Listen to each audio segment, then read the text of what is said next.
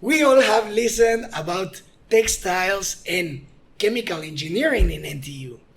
But how does it really work or affect our life? Today, Andrea and I, we both are going to make the science behind it edible for everybody. Así que, toma pulque y come nopal, que el Pulque Podcast va a comenzar. It's my pleasure to welcome to this space Andrea. How are you, Andrea? I'm very well. Thank you, Rol, for inviting me. It is a pleasure to be here. I mean, coming back to Hua Gong, chemical engineering, especially into the new building that was not even built when I was here. So it's very exciting. Cool. Yeah. I was gonna ask you, what do you think about the new building? Like, I mean, it's very new, it's very pretty, and it's very big. So that's an improvement. yeah. And Andrea, how would you describe yourself? I mean, I would describe myself, first of all, as a very responsible person, as well as I am a very dedicated person. When I find something that interests me, I like to spend as much as my time possible just to explore it. Yeah. And you were graduated from chemical engineering, as I just mentioned. How was that? I mean, right now it's a talk between your 学弟 and 学姐, but how was that process? I How do you mean, feel after all of that? it was very shinku. Meaning that it was a hard process, definitely, especially because in Latin America, at least the education system is very different. Yeah. In Latin America, if you're a good student in class, just paying attention to what the teacher says and do your homework, you will probably have an A in the class. But over here in Asia, it takes way more. It takes a lot of after hours studying and a lot of, going to TA hours and doing extra work. So at first, it is kind of like a shock, a cultural shock. But I think it's definitely worth it. I mean, I graduated, I went to study my master's, and I came back. So definitely, I love Taiwan. Okay, let's go step by step. How was your first year, your freshman year? How was it to be new here in Taiwan and all that stuff? Well, you probably already know, Shruti. It was scary. I would definitely say that's the word to describe it. My first year, definitely, I was not ready for what it takes, Taida. And at first, of course, my first semester with calculus and with, physics, I needed to think show. I needed to drop the classes because I wasn't going to pass and I couldn't keep up because as you might already know and as you have experienced, the classes are in Chinese. Yeah. So there is a lot of extra work that us as foreigners we need to do to keep up with the class. So it was difficult, definitely. I would say that the first semester was really a semester for me to kind of like get used to Yeah. the educational system over here. So as I told you, I dropped 2 classes. But afterwards on the second semester, I got closer to my 同学, to my classmates, and it got better. Okay. And you just mentioned get used to it. But did you learn Chinese here as well? Yes. So how was it to get, like, let's say, change from the Chinese learning year, change it into a chemical engineering freshman year? It was a drastic change, definitely. I learned here Chinese, yes. I learned Chinese for 1 year, and how naive of me to think that 1 year would be enough, to take on chemical engineering. Of course.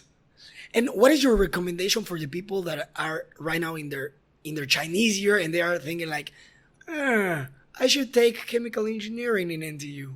What do you think you would tell them, like, be prepared for this and focus on this stuff? I mean, I will definitely say do it. I think it is a very smart choice, but you need to realize that there will be a lot of commitments and a lot of sacrifices that you will need to do. You will need to study a lot, and probably you will see your other friends in other universities like having a great time going out. Chilling. Yeah. So that's a sacrifice that you must do. And if you're willing to do it, then I think you should do it. Yes. And okay, after your Chinese year and then going to your freshman, how was the ending of your freshman year? The ending of my Like, freshman let's year- say you said that you had to withdraw some courses that in Chinese is 定修. And what do you tell the people? Because many people ask like, oh, I'm going to need to 定修 one course. And every time that someone tells me, I say, it's okay. Everybody does it. It's not something wrong. It's not something like, we need to say, even our Taiwanese classmates do it. So we as foreigners, it's completely normal. Yes, I mean, I think it is up to everyone. Like, everybody has their own speed. So at the time, it was the smart choice to do.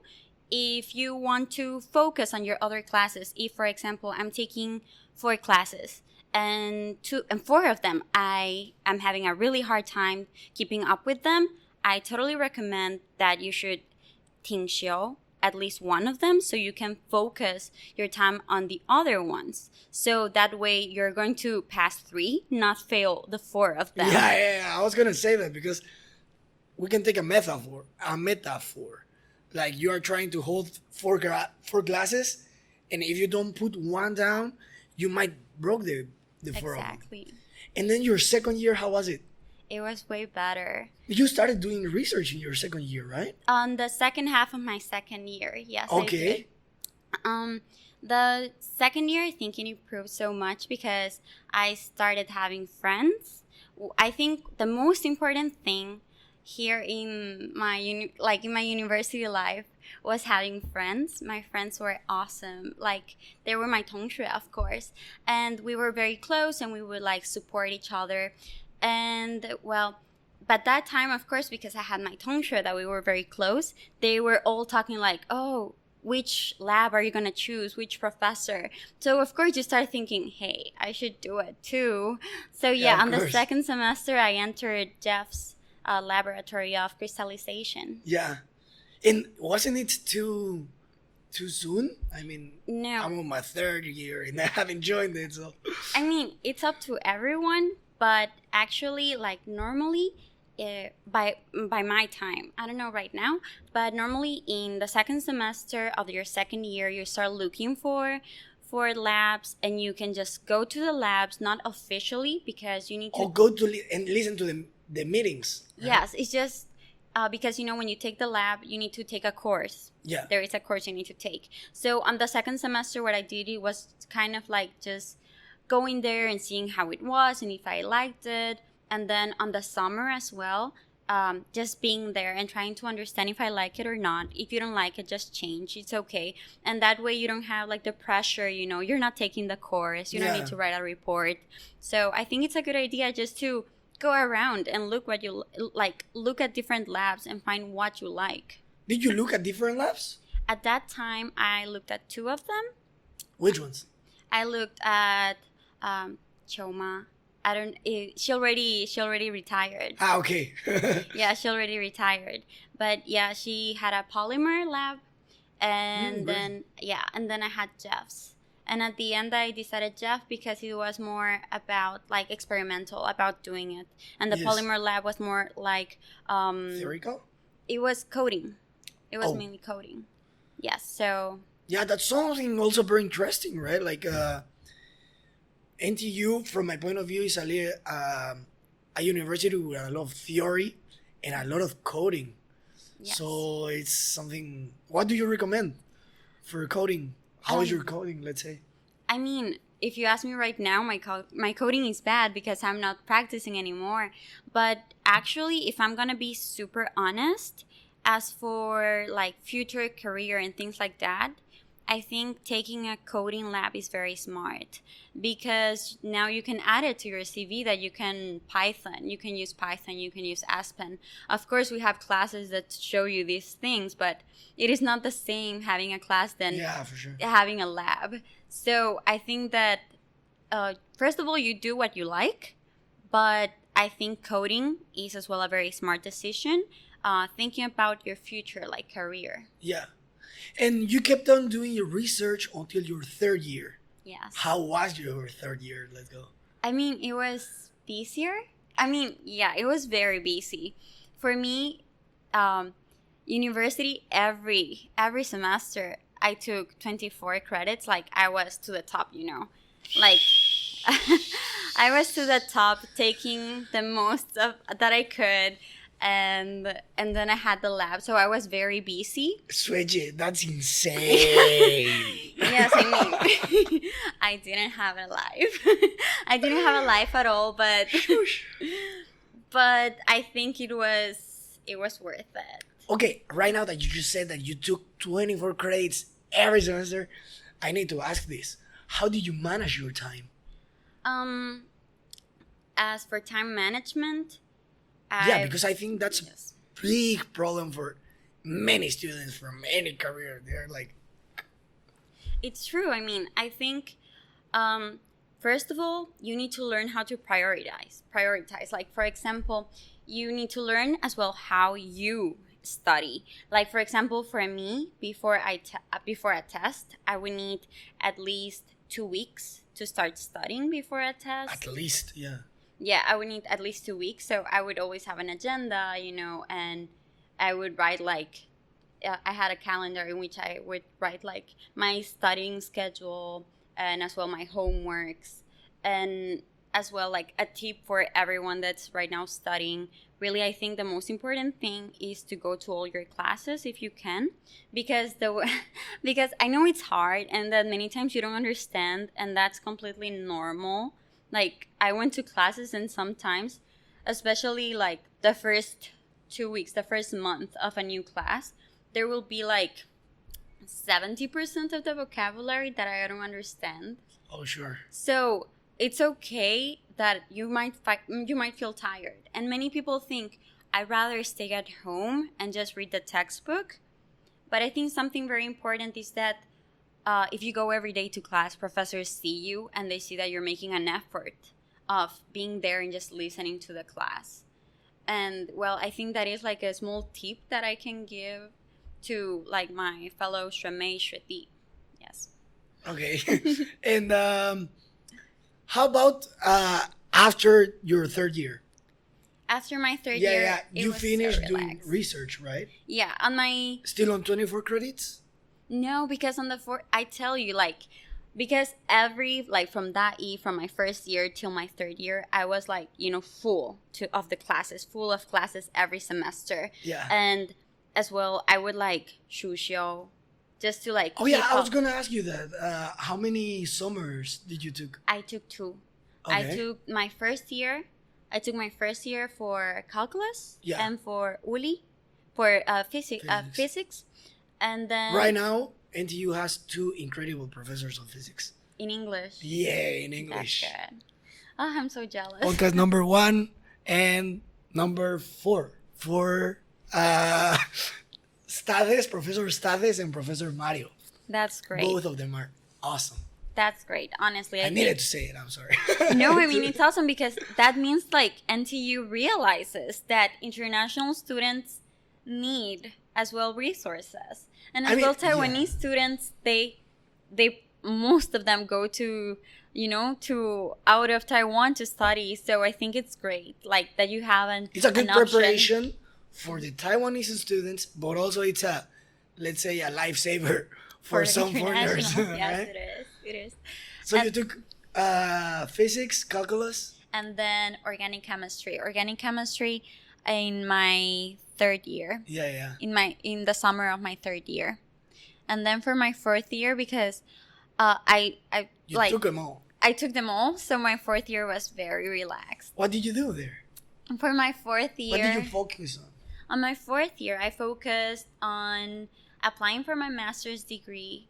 I focused on that, on like deciding on what I want to do. Yeah. Like I think that is very important for you to have the time on like analyzing like what do I want? Do I want to go back to my country? Do I want to get a master's? What do I want? And as well, because you need to prepare for exams. Normally when you get your master's degree, for applying you need to prepare for exams. So that's what I did, and that year as well I tried to enjoy my friends as much as I could. and I got a boyfriend. so so yeah, my time was very busy. Okay, and so in your fourth year, when did you started to, let's say, prepare for the masters? Was it like September that you started, like, or even August, research looking for some universities, or like which certifications did you look for before graduating? Okay, so just for reference for everyone that's going through that, normally the time for applications is before February. Okay. Is before February. So by December, you should have all your things ready. So you should start thinking about where to go about, I would say, September. And I mean, by September, you should as well have been studying for your test. It is quite a lot of pressure, and I understand that it can be quite a lot to take on. For example, for me, I decided that I didn't want to continue in NTU. Many people as well, you know, in the third year, they start preparing for the exam Yeah. for going to master's degree in NTU. But I decided that I wanted to take a break, kind of like a break of, I love NTU, of course, but I thought, no, I don't want to continue Chinese. I understand you. I think I should take a break. So that's when, first of all, I eliminated like everything that had to do with Chinese. And then I thought that I would like to go to Europe. By that time, I thought I would like to go to Europe. And for that, in general, for most business schools, you need to take your GMAT. What? GMAT. It is an exam. GMAT. Okay. Yes, and that is for business. Okay. If you want for engineering masters, you need GRE, which is GRE. That is like a, which is a standardized test for you to get your master's degree. Like many universities ask for it, and other than those tests, I would recommend your TOEFL. The TOEFL score, it's only valid for 3 years. Yeah, also TOEFL, right? Yeah, and the TOEFL. Sorry that I just love, but I'm so bad with letters. So you said GMT, and I was like in my head thinking which. It's very confusing. It is very confusing, Yeah. I tell you. Yes. So the TOEFL, and did you do the TOEFL? Yes, I did. For which band? For band C, level 5. Whoa, how was it? It was hard. Yeah. It was very hard. There are many friends who are trying to get the band C, the level 5. And do you think after studying 4 years of university, do you think that you can get it? I mean, I got it, but definitely I studied for it, because you cannot just rely on how good your Chinese is on day to day. Yeah. Because is a lot of reading, and on our day-to-day life, and even in university, we're not used to reading paragraphs of Chinese. So there are several websites that you can do a lot of like mock-up tests. Yeah. And I think you just need to have your time. Of course, you study Chinese as well over here. Yeah, that's right. Yeah, so when you study Chinese over here, you do level A, and level A as well is you need to study a bit. So the same, like for each level, I would recommend at least a month. Yeah. And you don't need to be actively studying, but I think like, once a week, just try to do a whole exam. It takes time, but Yeah. it's good. And you just mentioned that you decided to go to Europe. Yes. What did you study there? And did you go? You graduated in June, and then you went there in August, or how was it? How was that? Let me think. Yes, I graduated in June, but as well, like for reference for everyone, Sure, yeah. You graduate here in June, but you have a lot of papers that you need to tramit. You need to Okay. authenticate your diploma from NTU. Yes. You need to not only authenticate it and certificate it through the Ministry of Foreign Affairs. You need to go to your embassy, and if there is not an embassy over here, you need to send it to any office that there is of Mexico. And then as well, You need to translate many things into Spanish if you plan to go back to your country. So I left like a buffer of time, about a month or so, just to finish all these All the papers, paperwork. which is a lot of paperwork. If you want it, like, if you really want all your papers to be like, you know, very tidy up, to have everything ready. All that I did, it is not mandatory, I would say, but in the future, if you want to apply for masters, they might ask for it. So I recommend people doing it. So yeah, I left Taiwan like in a beginning of August, and then I went to Spain in October. Yeah. So I went to Honduras, and I was in Honduras from August to till October. Yeah. And then you started school in January or No. or October. October, like, but Classes start in October. yes. Oh, that's interesting. Yeah, because actually in Spain there are like several. There is one, like they say, promotion in October, promotion in March, and promotion in June. Yeah. So you can just choose the one that you might like, the one that's better for you. And you took business administration as a MBA. Yeah, I And- took an MBA, and I was focused on industrial project management. So Yeah. normally for MBAs, you can get like a specialty, because an MBA is very like broad, you know, it's very wide. So you can just get a specialty within the MBA. And may I ask, when was your research about textiles? Well, I've never researched about textiles. It was that when I was in Spain, I was invited. I was hired because there was like in Taiwan, there is a Taiwan Textile Federation, and actually my boyfriend's mom works there. And Connections. yeah, I mean, but the thing is that when I was hired to be a translator in Cool. in like in one of these conventions in Spain, in Barcelona, there was this convention, a textile convention, and many like Taiwan, textile companies went there, and they were looking for someone that could talk Chinese and Spanish. So of course, like my boyfriend's mom is like, "Hey, Andrea, you're already there. If you want some like extra money, you can just go and help, and that would be fun." And so I went there, and actually was quite surprising, because even though in NTU we do have a textile class, but being very honest, I wasn't interested much when I was in NTU in that class. But once in the convention, I was amazed, like, because you think about the textile industry and you think, oh, it's very traditional. I mean, the textile industry, for how long has it been? Like forever. Ever since humans got cold, we thought about clothes. Yes. So I wouldn't think about it as innovation, but once I was there, I was very surprised. And especially like Taiwanese companies, they spend so much money on innovation in the textile industry. I think R&D is one of the most important things of any company and anything. Yes. Anything, honestly. And right now, like in the textile industry, Taiwan is one of the leaders, like worldwide.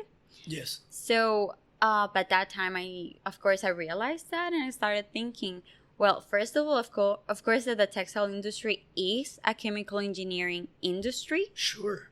as of course there are many chemical processes going on. And after the convention, I got very interested on it. Okay, and what do you, let's say in the convention, it was public, what was the thing that amazed you the most about these textiles? Well, Let's say I'm sorry for interrupting, but let's say recycling the materials, or where do they get the raw materials? What was it? What was most exciting for me was the level of consciousness that there is in Taiwan towards sustainability.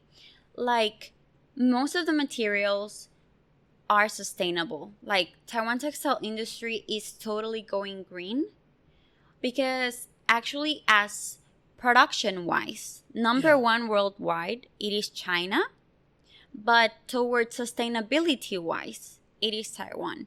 And what amazed me the most was that normally polyester is right now polyester is the number one synthetic fiber in the world, and normally is made out of petroleum. But here in Taiwan, polyester on its majority, it is recycled. And it Okay. is recycled from plastic bottles. Because plastic bottles are polyester, our PET is the same polymer as polyester from clothes. So what they do is that they recycle these bottles and they just turn them into yarns, into fibers. Yes. Yes. And then once the cloth is ready, and let's say you throw it away, is that cloth recycled again It by can these companies?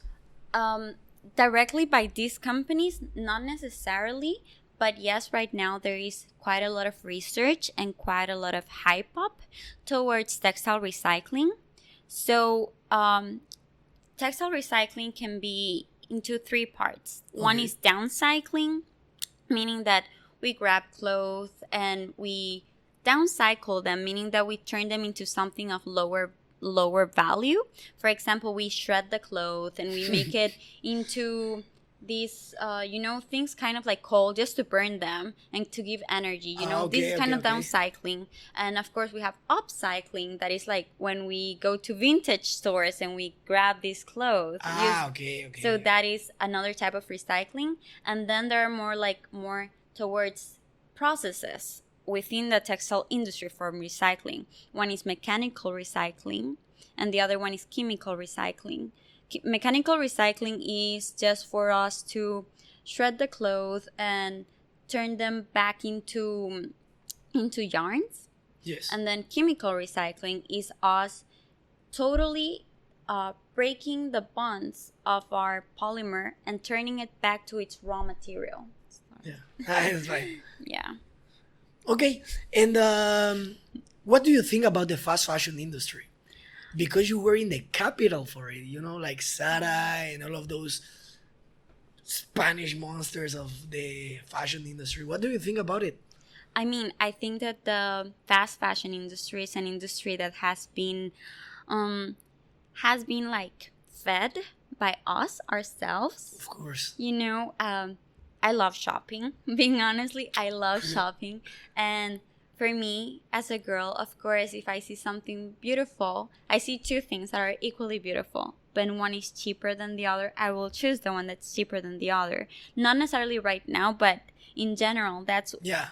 how we choose. We are very price oriented. So this fast fashion, it is a bad thing. Of course, it's generating a lot of downfield waste and a lot of unfairness in the labor industry. Child labor, yeah. I was It's gonna say. horrible. But as well, us as consumers, we need to think about it. What is the thing that motivates this fast fashion industry? Of course, us consumers always asking for more. Yeah, that's right. And that was, you got all this experience about textiles just by this convention. I think not only, You- of course, right you now. prepared, and then of course you needed to know all the terms. For saying PET and all that stuff in Chinese and all that. I mean, if I'm being honest, many times I was just guessing. I was just there, and I would just be like, somebody in Spanish would tell me something like, "¿Qué es eso? What is that?" And I'm like, "Oh," and I would just like ask someone, "This is some," and then they would say, I wouldn't understand, and I would just like, out of nowhere say something like, "Oh yes, this is recycled polyester and it is very soft. You can touch it." And I would be just like, "You can touch it." Or the typical, if I tell you the chemical, you're not gonna understand. And Just I would just like give prove it. brochures, like you can see in the company's website for more Yeah. details. Yeah, I was just guessing. But that's cool. That's cool. And after you finish your masters, you came back to Taiwan.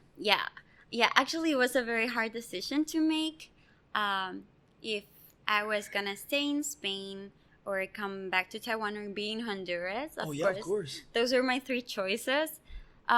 In Spain I had a job as well, but at the end of the day, a thing that that like affected the most, not the most, but something that affected was my boyfriend. My boyfriend is here in Taiwan, and as well, I like Taiwan. I really do like Taiwan, and I thought, why not? I mean, I'm young. I am, I'm not scared of challenges. If it doesn't work out, I can go to any other country. I Yeah. can go back to Honduras. And that's what as well I recommend like to people. Like, we're very young, don't be afraid. If you make a mistake, that's cool. Just go back to your Yes. country. I mean, I'm sure your mom, No, your no, dad. no, no. Don't go do it back to. If you have a mistake, try to fix it. Don't go. Don't run away I mean- to your country. Yes, of course. If you're like failing a class, don't go back to your Yeah, country. yeah, yeah. What I mean is just that you have a world of possibilities. If something doesn't work here, it will work somewhere else. For sure. So don't worry about it. Yes. Okay, and as a conclusion, how do you feel after 4 years in Taiwan, 2 years in Spain, and then how many years working in Taiwan again? 1 year. 1 year working here. How do you feel? Like, I mean, you just saw the campus again. How was it to walk these streets? Well, I feel grateful. Yeah, I feel grateful and blessed. I feel that I have been very lucky, that my family has supported me all the way. I feel very lucky that I have had like so many good opportunities come my way. yeah, So more than anything, I acknowledge, how lucky I have been for sure. and how grateful I am. That is like all I could say. I'm super grateful of all the opportunities that I have been given. And how hard you've worked. I mean, 3 years with 24 credits, that's insane. Yeah, that was crazy. It's like between 3 and like 8 That classes. was crazy. Yes, but I'm least- here. Yeah, I'm great. here alive still. So Okay, may I ask, what is your favorite movie? my favorite movie is 50 First Dates with Adam Sandler and Drew Barrymore. Is it the one that the girl forgets every Yes. time about Yes. stuff? Why? Um, Because of the creativity of the guy or something like that? No,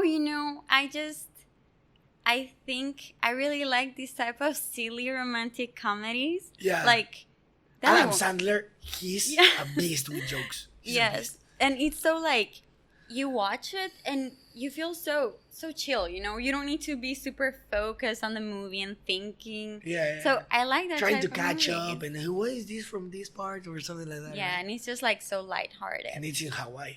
Yeah, what's better? Okay, well, Andrea, thank you very much for coming here. Thank you very much for sharing all your experience. And yeah, thank you very much. Thank you, Rolly. It was a pleasure being here. Okay, it was my pleasure and Pulque Podcast pleasure as well. Thank you very much for watching this episode. Like the video in case you liked it and leave a comment below for further improvement of our content. As well, if you like topics such as new technologies, research done in universities, or even wonderful stories of incredible people, subscribe to our channel. This is how you find us in social media. I want to give a special thanks to all my sponsors and team members. Y recuerda, toma pulque y come nopal, que la próxima semana otro video